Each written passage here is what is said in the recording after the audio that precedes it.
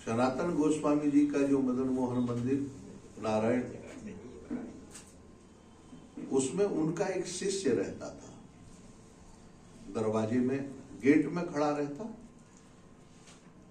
कोई भीतर जाए कोई बाहर जाए, तो हिसाब किताब जैसे में हमारे यहाँ श्री अवस्थी जी हैं, इसी तरह से वो दरवाजे में कौन आए क्या काम है।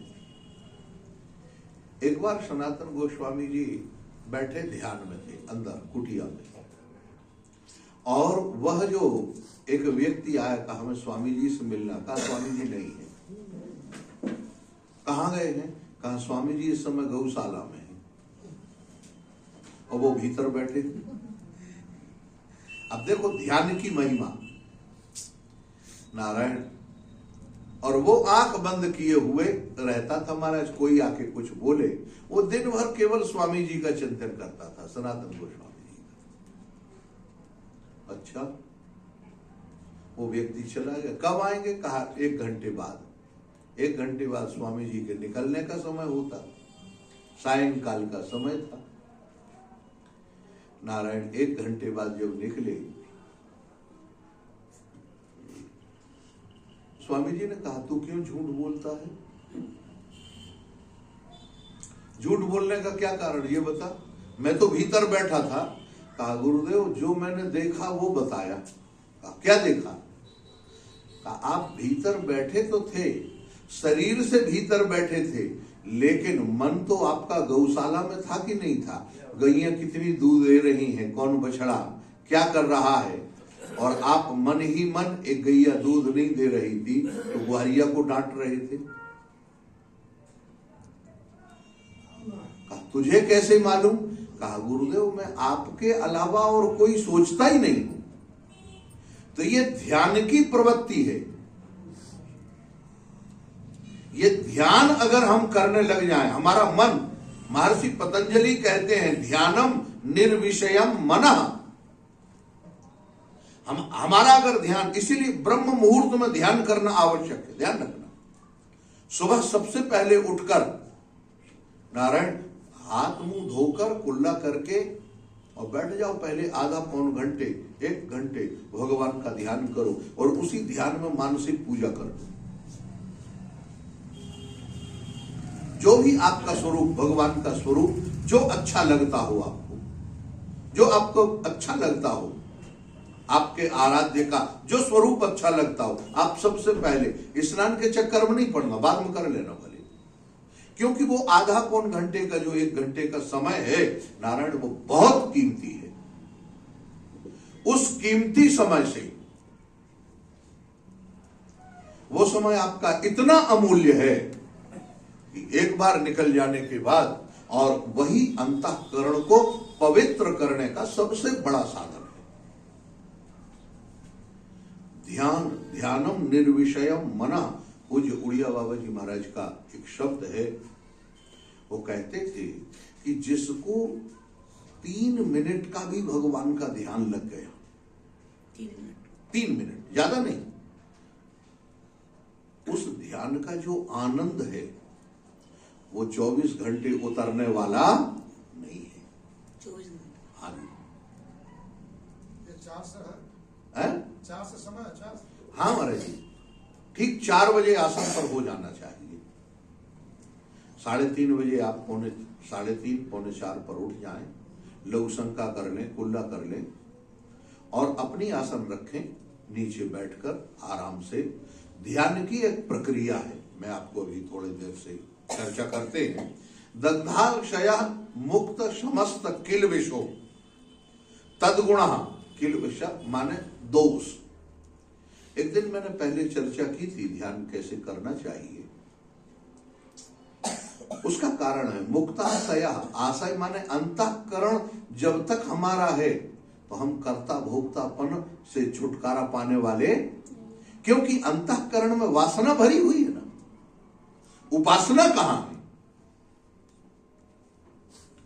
हमें पहले उपासनावान होना चाहिए, और उपासना प्रारंभ से शुरू हुआ। हम खटराग में लग जाते हैं, उठे तो सबसे पहले अरे पानी गर्म कर लो, फिर पानी पी लो, फिर अब चलो ठीक है, मामला बन रहा है तो थोड़ा हाँ नियम बना लो। नियम बनाने के बाद अब आए तो गए, तो कहा महाराज जब बाथरूम गए हैं तो कपड़े भी धो के डाल दो। फिर जैसे तैसे बाहर निकल के आए तो अपना तेल वेल कुछ लगाया महाराज, व्यवस्थित हुए, तिलक बंधन किया। फिर कहा आप चलो चाय पी ले, पानी पी ले नहा के। बोलो आपका जो ब्रह्म मुहूर्त ध्यान करने का समय है वो खटराग में निकल गया कि नहीं निकला ना? उसके लिए अपने इष्ट मंत्र को, इष्ट देव का ध्यान करें। इधर आज्ञा चक्र में मन ही मन जो आपके गुरुदेव हैं, आप अपना मंत्र बोलते हुए गुरु जी से आज्ञा मांगे। इसीलिए इसका नाम आज्ञा चक्र है। क्या चक्र है? याद रखना, ये आज्ञा चक्र। और ध्यान करते हुए हे गुरुदेव, मैं आपके बताए रास्ते के अनुसार चलूं और ठाकुर जी का ध्यान मैं उन चरणों तक मन से पहुंच जाऊं, ऐसी कृपा करूं। मन ही मन, देखना गुरु जी आशीर्वाद दे रहे हैं, ये भावना करके नारायण अब बैठ जाओ और जोर जोर से, जितने विलंबित होके, जैसे आपका मंत्र है ओम नमो भगवते वासुदेवाय, द्वादशाक्षर मंत्र है, तो आप सबसे पहले ओम नमो भगवते वासुदेवाय, ऐसे अपने आराम से और विलंबित। उस समय गिनती की चक्कर नहीं करना कि माला लेके हम जप करेंगे बैठेंगे ना। एक एक शब्द पर यह ध्यान दो कि हमारे ठाकुर जी इससे प्रकट हो रहे हैं। एक एक शब्द पर आप वो ध्यान करते हुए आप देखेंगे, अगर आप ये प्रक्रिया बहुत दिन तक, तो मैं नहीं कहता, आप केवल 40 दिन ईमानदारी से करिए, नारायण आपको 40 दिन में परिवर्तन समझ में आने लगेगा कि हाँ परिवर्तन है। कितना भी कुछ करें, आपकी वाह वृत्ति, उसका कारण क्यों है? क्योंकि भागवत में तो देखो भाई, हम लोग यहां बैठे हैं भागवत धर्म को सुनने के लिए। किसको सुनने के लिए? भागवत। और भागवत धर्म में ये बात लिखी हुई है, भगवान श्री कृष्ण की गृहस्थी देखने के लिए जब नारद जी गए, तो नारद जी ने सोचा ये महापुरुष श्री कृष्ण 108 16,000 पटरानी, इनके साथ कैसे रहते होंगे। अब बाबा जी तो बाबा जी, कहा चलो जरा जाके देखें, नहीं होगा तो कहीं कुछ मौका मिलेगा तो लगाए देंगे, कोई भगवान की लीला आ जाएगी, कहीं झगड़ा वगड़ा लगा के अपना काम कर लें। तो नारद जी पहुंचे महाराज, देखा तो भगवान श्री कृष्ण 4 बजे, ठीक 3:30 बजे निकल गए कमरे से। लिखा हुआ ब्राह्मे मुहूर्ते चोत्थाय वारी उपस्पृश्य माधव। द्वारिका के बाहर समुद्र के किनारे गए, भगवान ने क्या किया? आचमन किया, हाथ पैर धो लिए ताकि आलस्य प्रमाद ना आवे। दध्यौ प्रसन्न कर्णः, भगवान आसन बिछाकर बैठ गए और क्या करने लगे? कहा आत्मानं तम सह परम, अपने भक्तों का जो स्वरूप भूत भक्त है भगवान के, आत्मानम, उसको ध्यान कर लिए, उसका ध्यान करने लगे। अब एक बात बताओ, आप सब लोग हाँ सब कुछ छोड़ दें, लेकिन मोबाइल नहीं छोड़ पा रहे। लेकिन मोबाइल में जब सही नंबर डायल करते हैं तो घंटी लगती है कि नहीं, बजती है कि नहीं, और नंबर अगर गलत हुआ तो नहीं लगेगा। अच्छा, और बेसमय में लाइन लगाओ तो इस रूट की सभी लाइनें, यही होता है कि नहीं, बोलो। तो 4 बजे ध्यान भगवान का लगाओगे तो उस समय भगवान ध्यान में बैठे होते हैं, फिर तो भक्तों के साथ लीला करने में निकल जाते हैं महाराज, फिर नहीं मिलने वाले। आप ये बात पक्की समझो। इसीलिए 4 बजे का जो मुहूर्त है, आसन पर बैठ के 4 से 5 बजे तक, 5:15 बजे तक मानसी में बैठ जाओ, मानसी सेवा करो। ठाकुर जी हम कह रहे ध्यान नहीं लग रहा तो आप मानसी सेवा कर लो। मानसी सेवा कैसी है? बैठ गए महाराज, सबसे पहले आप दिव्य तीर्थों के जल से खुद स्नान करो, बढ़िया बढ़िया रेशमी चमाचम वस्त्र पहन लो, ये मानसिक स्नान हो गया, दिव्य हमारे वस्त्र हो गए। इसके बाद नारायण अब बढ़िया तिलक लगा लिया आपने, अपना स्वरूप बना लिया ध्यान में। अब ठाकुरवाड़ी में पहुंच गए, ठाकुर जी के पास साष्टांग प्रणाम किया, मन से ही शंख बजाया, साष्टांग प्रणाम किया। ठाकुर जी की बाड़ी जैसा आपका मंदिर है, जो आप कल्पना करें वो मंदिर खोल दो और ठाकुर जी को समस्त तीर्थों के जल से स्नान कराओ। मंत्र अपना वही गुरु मंत्र जो आपका है, और मंत्र नहीं है तो महामंत्र बोलते हुए हरे कृष्ण कृष्ण कृष्ण हरे हरे, और ये बोलते हुए आप वो ध्यान कराएं, ठाकुर जी को स्नान कराएं, दिव्य से दिव्य आभूषण पहनाएं। मन से सोना खरीदने में कितनी देर लगेगी हो? हाँ, ऐसे तो 1 ग्राम नहीं खरीद पाओगे, और चले जाओ तो कुंटलों से ले आओ, सोने का सिंहासन रत्न जड़ित हुआ, हाँ ध्यान का, और वहां रख के ठाकुर जी को दिव्य पंच पुष्पों की माला बड़ी बड़ी नंदनवन इत्यादि से, स्वर्ग इत्यादि से, वहां के जंगल से, वहां के वन से ले आओ, इंद्र के बगीचे से फूल ले आओ, पारिजात इत्यादि का भगवान को माला पहना दो, महाराज प्रणाम करो, भोग पधराओ जो बढ़िया से बढ़िया लगता हो आपको। मन से ही करते करते ये धीरे धीरे एक दिन ऐसा स्थिति आई, मन से भोग पूजन किया, पूजन करने के बाद प्रणाम किया ठाकुर जी को, और निकल लो महाराज। हाँ, जब देखा इतने में आपका समय ब्रह्म मुहूर्त का जब निकल गया, तब सोचो हमारे दरवाजे में कुछ लोग खड़े हुए हैं, हमसे याचना कर रहे, मन से ही उनको दान देना प्रारंभ कर दो। मन से, कोई खर्च नहीं होता लेकिन पुण्य हो जाएगा, खर्च की पुण्य। ये महात्माओं की युक्ति है, ध्यान रख। क्या होगा?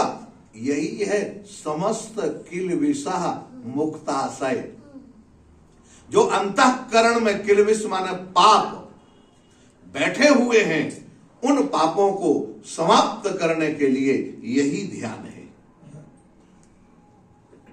भगवान का ध्यान करने के लिए जब नारद जी ने देखा ध्यान करने बैठे हुए हैं, कुछ बोले नहीं महाराज, तब तक भगवान फिर स्नान करके आराम से बाहर आके, और पीछे पीछे नारद जी जिसमें कोई देख ना पाए, न रुक्मिणी के महल में जाते देखा, नारद बाबा सत्यभामा के यहाँ चले गए, भगवान रुक्मिणी के यहाँ गए, सोचा सत्यभामा के यहाँ तो रहेंगे नहीं, तो अभी जाके देखता हूं, देखा तो वहां भगवान चौपड़ बिछी हुई थी, उस पर रुक्मिणी व सत्यभामा जी बैठी हुई थी, भगवान सामने बैठे।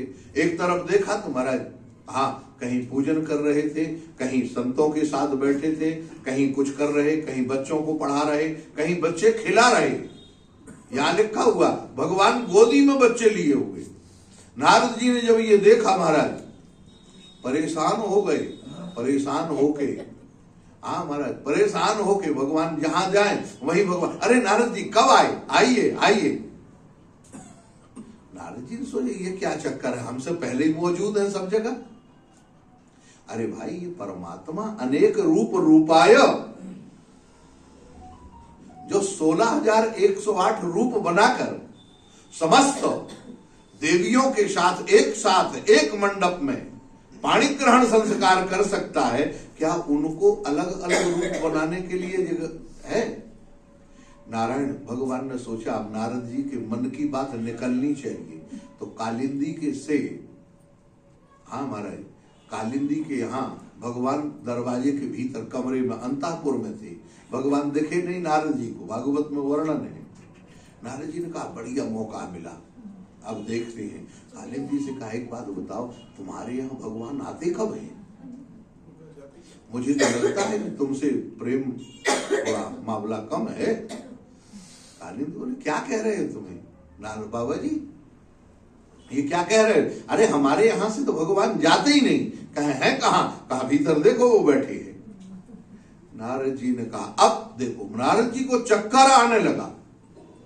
जब चक्कर आने लगा तो भगवान बाहर आए। कहो नारद जी। महाराज आपकी लीला तो आप ही जानो। भगवान वहां कहते हैं, बेटा नारद, अभी तक महर्षि ब्रह्मर्षि प्रणाम कर रहे थे लीला के लिए। अब कहा, ब्रह्मण धर्मस्य वक्ता हम कर्ता तदनुमोदिता। मैं धर्म का वक्ता अकेला नहीं हूं, कर्ता भी हूं।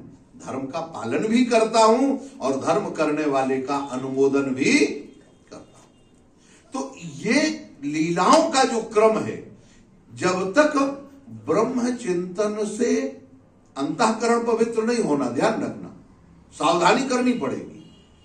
लेकिन जब हमारा अंतःकरण भगवान की लीला चिंतन से एकदम समस्त निष्पाप हो जाता है, तो परमात्मनोर्यद व्यवधानम पुरस्तात्, जीवन में कोई व्यवधान दिखाई नहीं देता।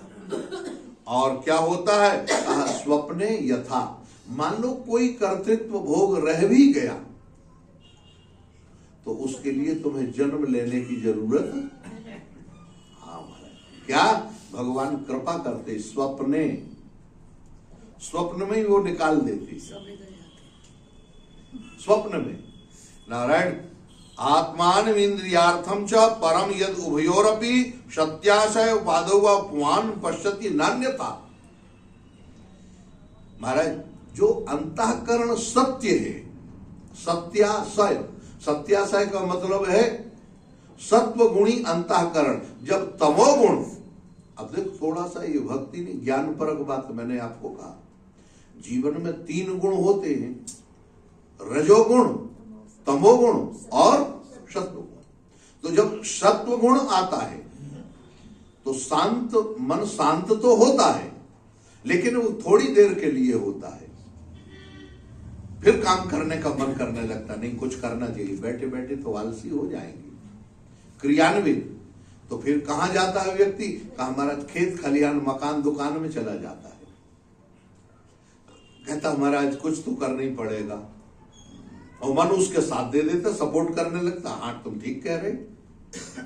तमोगुण में आलस्य प्रमाद रहता है, तो तमोगुण तो खत्म हो गया, क्रियान्वित हुआ, लेकिन वह क्रियान्वित कहां हुआ? कहा रजोगुण जब संसार में जाता है तो नारायण मन शांति नहीं पाता। कहीं भी थोड़ी सी बात अगर खटकती है तो कहते छोड़ो यार, बैठे अपन एक तरफ, ये क्या है, कौन झगड़ा करे, ये मन में विचार आने लगते, काय को उलझना। लेकिन धीरे धीरे यहां तक काम नहीं है, सत्व गुण से मन शांत तो होता है, लेकिन इस सत्व गुण को भी अलग करना है, विशुद्ध सत्व धारण करना है। सत्व गुण आएगा तो लोक कल्याण की भावना होगी, इनका भी कल्याण हो, इनका भी कल्याण हो, हम ऐसे भी करें। अब लोक कल्याण की भावना क्या है? गौशाला खोलेंगे, अन्न क्षेत्र चलाएंगे, प्याऊ चलाएंगे, लेकिन वो कितने दिन, बोलो? अंत में है सत्वगुण कल्याणकारी, लेकिन उसके भीतर तमोगुण घुस जाएगा कि नहीं? क्योंकि अन्न क्षेत्र चलाने के लिए पैसे चाहिए और इतनी कमाई है, पानी पियाओगे तो ठीक है भाई, 1-2 मटका 4 मटका पानी रख के ला के भर के रख दो, लेकिन रोज पानी पिलाने वाला एक व्यक्ति तो चाहिए कि नहीं? ये सब ठीक नहीं। वो जिनकी विधा है, जिनके पास लोग हैं और जो कर सकते वो उनके लिए प्रणम्य है, साधक के लिए ये जरूरी नहीं है। गौशाला, हम बहुत बड़ी गौशाला खोलेंगे, हम बड़े बड़े गौशाला वालों को जानते हैं महाराज, अंतःकरण, उनके ऊपर कर्ज कितना है वो ही बता सकते हैं, लाखों अरबों करोड़ों रुपए। गौशाला आता भी है, खर्च भी हो रहा और व्यवस्थाएं भी है। अब गौशाला के नाम पर आया, लेकिन उसका खुद के लिए प्रयोग हो रहा है। बोलो महाराज, इसलिए दोष दृष्टि करना भी नहीं है, दोष दृष्टि देखना भी नहीं, तो ये तमोगुण और रजोगुण तुम्हें प्राण ले लेगा। इसलिए सत्व गुण याद रखना। तो ये जो सत्व गुण है इसको भी एक बार छोड़ना है। हमें प्याऊ नहीं चलाना, हमें अन्न क्षेत्र नहीं चलाना। हाँ, आपके पास सामर्थ्य है, भूखे को भोजन दे दो, प्यासे को एक लोटा पानी दे दो, पानी पिला दो। आपके पास सामर्थ्य है, कुछ किसी की मदद कर दो, कोई दिक्कत नहीं। लेकिन मदद करने के लिए किसी से कहो, गौशाला के लिए चंदा इकट्ठा करने लगो, अन्य क्षेत्र के लिए ना महाराज, तमोगुण आ जाएगा, साधना खत्म हो जाएगी। हम बड़े बड़े महापुरुषों को जानते हैं जो पहले 8 घंटे 10 घंटे भजन करते थे, 12-12, 20, 15-15 घंटे भजन करते थे। अब वो हमारा स्थिति अलग है, रात दिन भूसा के चक्कर में बंदी लेके घूम रहे हैं। हरी घास इतनी गाय हैं, इनका व्यवस्था हो जाए इनकी। अब क्या करें शास्त्री जी, बन तो गई है न चाहते हुए भी। तो इसलिए भैया आप संभल के रहना। यहाँ यही सत्याशय उपाधौ च, ये जो उपाधियां लग जाती हैं पीछे, ये बिल्कुल गलत है। ना पश्यति ना अन्यथा, नान्यथा, इसको अन्यथा मत ग्रहण करो। निमित्ते सति सर्वत्र जलादावपि पुरुषः आत्मनस्तु परस्यापि विदाम पश्यति नान्यथा। नारायण और भेद दृष्टि समाप्त करो। क्या देखो? भगवान की लीला, जो होगा भली करेंगे भगवान। यहां लिखा, इंद्रियैर विषयाकृष्टैराक्षिप्तम ध्यायताम मनः।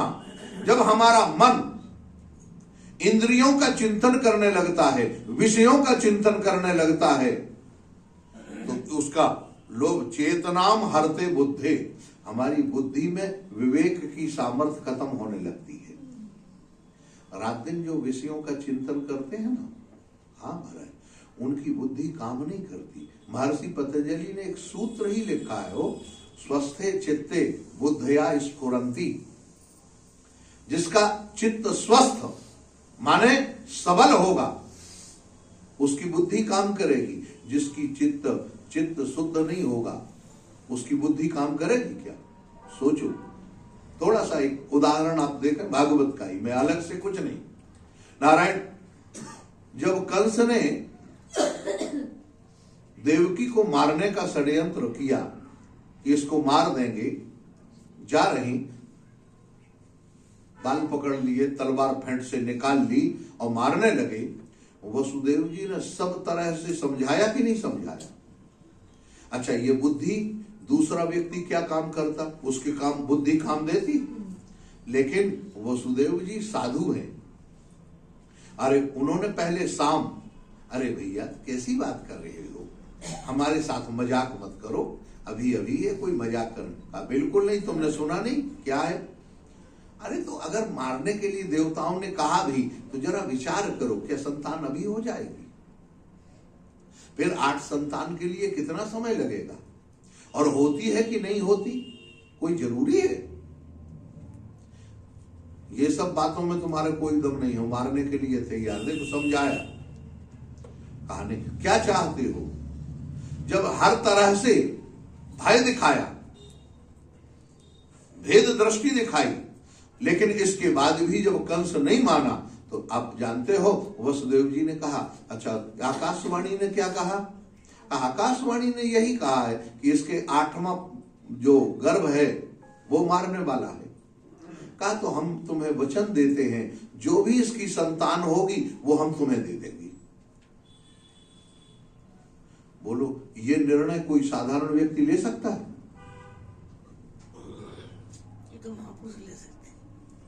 ये महापुरुषों के अलावा जिसकी बुद्धि स्वस्थ है, जो साधना में रत है, वही काम कर सकता है। सामने दुष्ट व्यक्ति, उसके हाथ में तलवार है, जो 10,000 हाथियों का बल रखता है। जरा सोचो आप, वो बाल पकड़े हुए कंस, और जिसके अनुयायी केवल दुष्ट राजा हैं।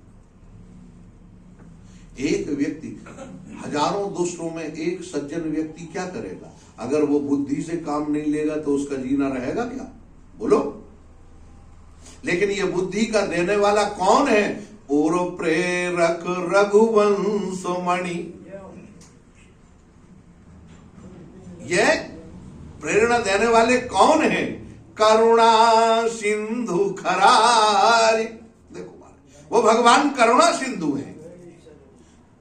वो उनकी शरण में अगर आप मन से चले जाओ, रहते ही मन से, हाँ बैठे यहां रहो, मन ही मन भगवान की शरण ग्रहण कर लो, देखो आनंद आ जाएगा। मारीच के पास जब रावण पहुंचा, मारीच ने बहुत समझाया, जब नहीं माना तो नारायण गोस्वामी जी वहां लिखते, उभय भांति देखेऊ निज मरना, तब ताकेऊ रघुनायक। मन है रावण के सामने, लेकिन मन से कहां चला गया? राम जी के शरण में। तो बोलो, राम जी ने उसको उत्तर दिया कि नहीं दिया? इसीलिए नारायण, आप अंतःकरण आपका जहां है, ये साधना की प्रक्रिया है। यहां पर इंद्रिय विषयाकृष्ट, इंद्रियों के द्वारा जब विषयों का चिंतन होगा तो याद रखना, ये विषय थोड़ी देर के लिए तो अच्छे लगते हैं। कितनी देर? 10-5 मिनट, 2-4 मिनट, 5 मिनट, 10 मिनट। लेकिन इसके बाद फिर दाद जो है ना, कभी हुई है किसी को? सभी को अनुभव होगा।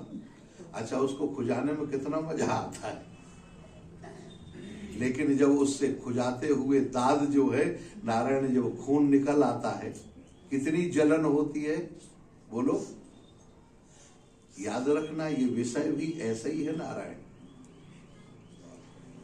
इनको भोगने के लिए थोड़ा लगता तो है, लेकिन इसकी जो जलन है वो अंतःकरण में जन्म जन्मांतरों तक मिटने वाली नहीं होती।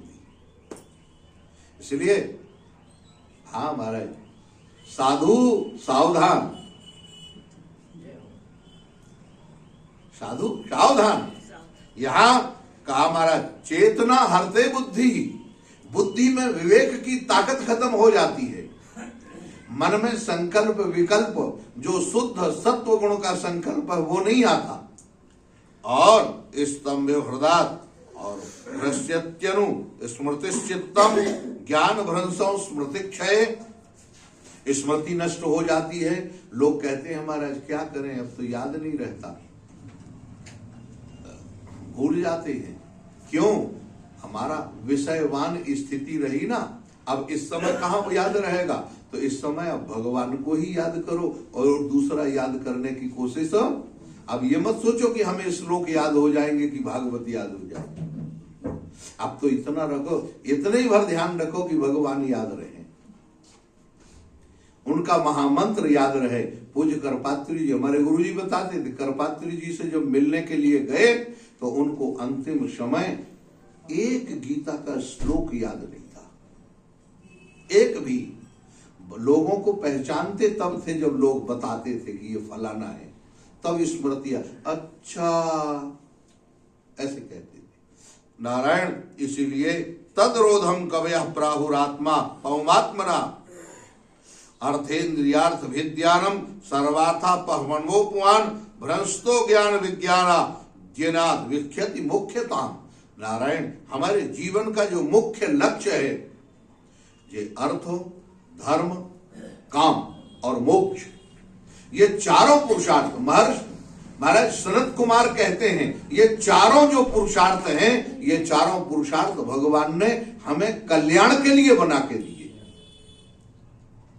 लेकिन हम केवल अर्थ और काम के पीछे जब भागते रहते हैं तो हमारा पतन हो जाता है, कल्याण नहीं होता। हम धर्म छोड़ देते हैं और मोक्ष की चिंता छोड़ देते हैं।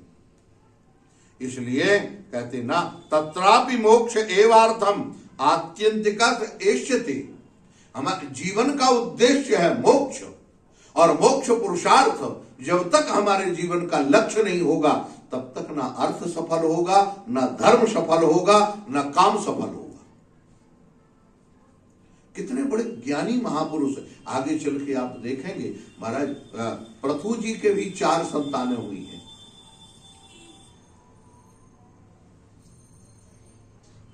आगे वर्णन है।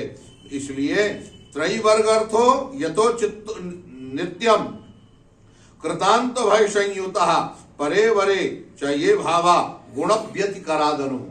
नारायण त्रिवर्ग अर्थो, त्रिवर्ग हमें पहले जो अर्थ का त्रिवर्ग है, कौन सा अर्थ, धर्म और काम। अर्थ माने संपत्ति, रोटी कपड़ा और मकान। जितनी जरूरत है उतना जरूर पास में रखो, जिससे आपका काम चल जाए, आप पराधीन ना हो, लेकिन उस अर्थ के द्वारा धर्म का काम होता रहे। लोगों की भलाई, लोगों की व्यवस्था, और वह अर्थ का अभिमान जीवन में ना आने पाए, इतना ध्यान। तो अर्थ से धर्म सिद्ध हो जाएगा, और काम के पहले धर्म है। तो हमें कामनाओं की पूर्ति के लिए भी धर्म का ध्यान रखना है। अर्थ कमाने में भी धर्म का ध्यान रखना है। अर्थ अगर हम कमा रहे तो धार्मिक तरीके से, माने सीधे रास्ते से, गला काट के भी तो पैसा मिल जाएगा, डाका डालने से भी मिल जाएगा, जेब काटने से भी मिल जाएगा। तो क्या ये धर्म पूर्वक अर्थ की प्राप्ति होगी? बोलो। इसीलिए सीधे थोड़ा मेहनत करो, व्यापार करो। नारायण अब यहां पर न तेषाम विद्यते क्षमा विध्वंस शिताशिशाम, जो इन त्रिवर्ग को व्यवस्थित नहीं रखता उसका परलोक खराब हो जाता है। अर्थ, धर्म और काम। सनत कुमार कहते हैं, राजन याद रखना, क्योंकि भागवत यहां से शुरू होती ही है, पहले स्कंद में है, कामस्य नेन्द्रिय प्रीतो लाभो जीवेति यावता जीवस्य तत्व जिज्ञासा नार्थो यस्येह कर्म भी। हमें अर्थ जो है वह धर्म के लिए है, धर्म पूर्वक है, और काम जो है वह धर्म की रक्षा के लिए है। लेकिन इंद्रियों के प्रवाह में बह जाने के लिए काम नहीं है। अगर ये 3 पुरुषार्थ आपके बन गए तो महाराज 3/1 फ्री, एक फ्री हो जाएगा आपका। कौन? कहा मोक्ष। मोक्ष आपको भगवान ऐसे ही दे देंगे, चिंता करने की जरूरत नहीं। क्यों? क्यों भाई? कहा ये सबके लिए बराबर नियम है वो। हाँ, तो इसलिए तत्वम नरेंद्र जगता मथतस्तुताम च देहेन्द्रिया सुधिषणा भिरात्म वृत्तनाम व्रतानाम या क्षेत्र वित्त पतया हृदि विश्वगाभि प्रत्यक्षकास्ति भगवान तम वे ही सोस्मी। नारायण वास्तविक में वह एक तत्व है, और देहेन्द्रियासु, लेकिन ये देह और इंद्रियों के पोषण के लिए नहीं।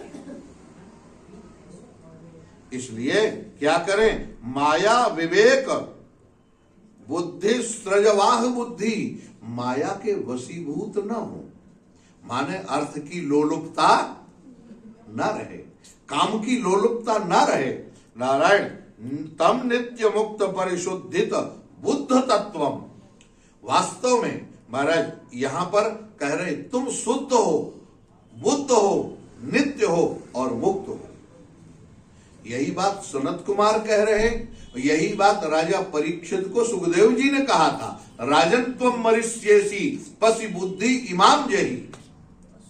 राजन तुम मरने वाले हो, ये परशु की जो बुद्धि है ये निकाल दो। प्रत्यक गूढ़ कर्म प्रकृति प्रपद्यते। नारायण ये प्रगति का स्वरूप है। यद पाद पंकज पलाश विलास भक्त्या कर्माशय ग्रथित मुद्ग्रथयंती संता। अब देखो महाराज, मानो महाराज पृथु ने प्रश्न कर दिया। क्या प्रश्न किया? कहा महाराज ये ज्ञान की जो पराकाष्ठा ये तो बड़ी कठिन लग रही है, कैसे बचेंगे, इससे कैसे काम चलेगा? तो वो कहते हैं बहुत अच्छा है। कहा कयद पाद पंकज पलास विलास भक्त्या। आहा, देखो यहां एक शब्द दिया गया पलास। अच्छा, पलास का जो पुष्प है वो बसंत से निकलना प्रारंभ होता है कि नहीं, बोलो। अब ये बसंत पंचमी आएगी, इस बसंत पंचमी से कुछ दिन बाद पलास का पुष्प निकलना प्रारंभ होगा और होली तक खिलने लग जाएगा। लेकिन उस पलास में क्या होता, उसके रंग होते हो, संतरे कलर का भी पलास होता है, संतरा कलर का, सफेद कलर का भी होता है, कुछ अत्यंत लाल भी होता है। बड़ा दिव्य पलास, हमारे क्षेत्र में तो सैकड़ों हैं। लेकिन वो पलास कौन का, कर्माशय। ये भक्ति जो है, भक्ति जैसे पलास का पुष्प बसंत में ही निकलता है, इसी तरह से जब तुम्हारे हृदय में भक्ति आएगी तो नारायण ये दिव्य पलास के पुष्प सुगंधित आपके हृदय में खिलने लगेंगे। और क्या होगा, पाद पंकज कमल, भगवान के चरण कमलों का आप ध्यान रखें, उनकी शरण में आप रहेंगे। आपने जल पिया, महाराज जल लिया, प्रणाम कर लिया। हमारे एक महात्मा थे, हमने उनको देखा महाराज, वो अपने जेब में सूखी हुई तुलसी रखते थे, चूरा एकदम सूखा हुआ। वो जल पिए, भोजन करें कहीं को, सबसे पहले वो तुलसी निकाल के जल में मिला देते, उसमें मिला देते महाराज प्रणाम, और ठाकुर जी को ऐसे कहते, हाँ महाराज ले। कहा क्यों, ये तुलसी डाल दी तो ठाकुर जी का भोग लग गया, हम तो भोग ही पाते हैं। मैंने उनसे कहा, मैंने कहा महाराज ये भोग लगा हुआ तो आया है, भोजन जो है भोग लग के ही तो आया है, वो लगा हुआ भोग का दोबारा भोग। कहा वो तो उनने लगाया, मैंने थोड़ी लगाया है, मेरे पास जो आया है वो मैं लगा रहा हूं। देखो महात्मा की छोटी छोटी बातें, ये ध्यान रखना, ये भावना अगर आपके हृदय के अंदर रहेगी तो इसी का नाम क्या है, पाद पंकज। हम भगवान की शरण में हैं, उनके बिगर हम कुछ करने वाले नहीं हैं। भक्तिया, अब देखो भक्तिया का मतलब है हृदय गलित हुआ है, हृदय बिल्कुल अभिमान शून्य है, भगवान की भक्ति से भरा हुआ। कर्माशय, कर्माशय माने कर्म की छाप ग्रंथि में हमारे अंतःकरण में नहीं रहेगी, क्योंकि जब सब भगवान का है और सब भगवान के ले रहे हैं। लेकिन सावधान, हाँ महाराज ऐसा नहीं है कि सावधान ना रहें। अब देखो एक बात बताएं आपको, हमारे एक महात्मा थे महाराज विवेकानंद, वामदेव जी महाराज के शिष्य माने जाते थे, और वो साधु थे, बड़े अच्छे साधु सन्यासी, बड़े विरक्त महाराज। इतनी एक धोती कमंडल, इसके अलावा और एक अचला, एक कोपी, पर इसके अलावा उनके पास कोई गृहस्थी नहीं रहती थी। लेकिन इतनी गृहस्थी के साथ साथ एक दिन बढ़िया चमचमाती घड़ी पहने हुए थे,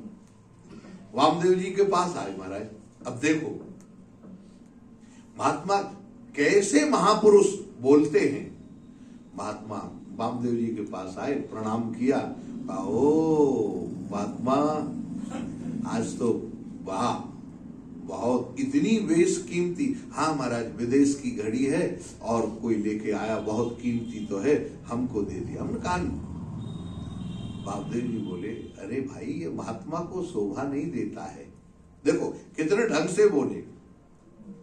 महाराज क्या करें, अब वो भगत हैं और उनका आग्रह हम नहीं टाल सके। वामदेव जी महाराज थोड़े से कड़े सुन, अरे कोई अगर अपनी बेटी दे देगा तो तुम विवाह कर लोगे। आंख खुल गई महाराज, तुरंत घड़ी उतार दी। महाराज जी ये आपके चरण, कहा ना ये हमारे चरणों में नहीं, जिसको मन हो उसको दे दो, विरक्त के लिए ये सब ठीक नहीं है। आज तुम छोटी छोटी वस्तु ग्रहस्थ कर रहे हो, भक्तों ने दे दी, ये कोई बात है, भक्तों ने दे दी। तुम्हें याद रखना भक्त का काम है देना, लेकिन क्या लेना है क्या नहीं लेना है, क्या स्वीकार करना है क्या स्वीकार नहीं करना, ये तुम्हारी जवाबदारी है।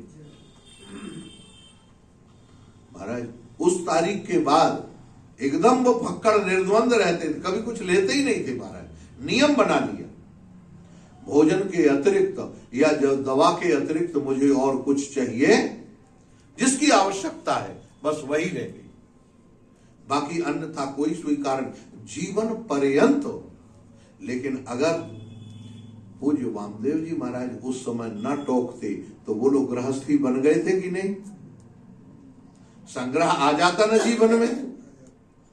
तो माया जी कैसे आई, चमक कर आई कि नहीं आई?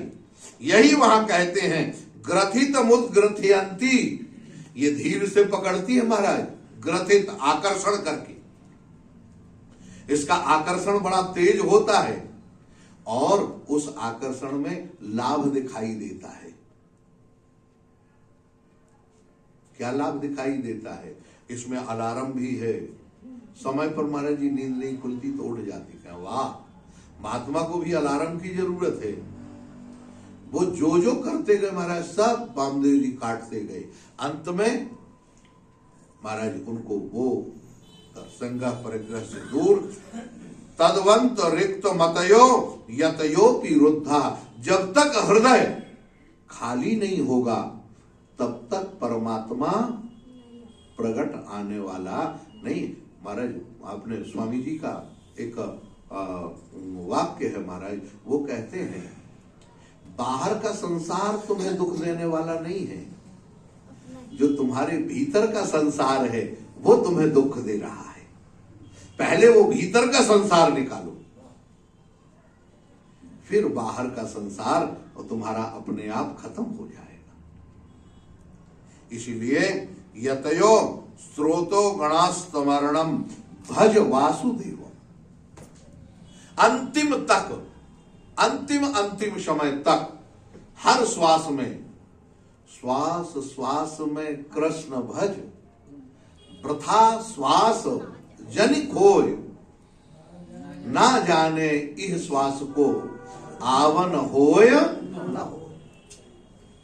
यही भागवत का सिद्धांत है। स्तोत्रो गणास्तमरणम भज वासुदेवम, नारायण केवल तुम्हारे साथ भजन के अलावा और कुछ साथ में जाने वाला नहीं है।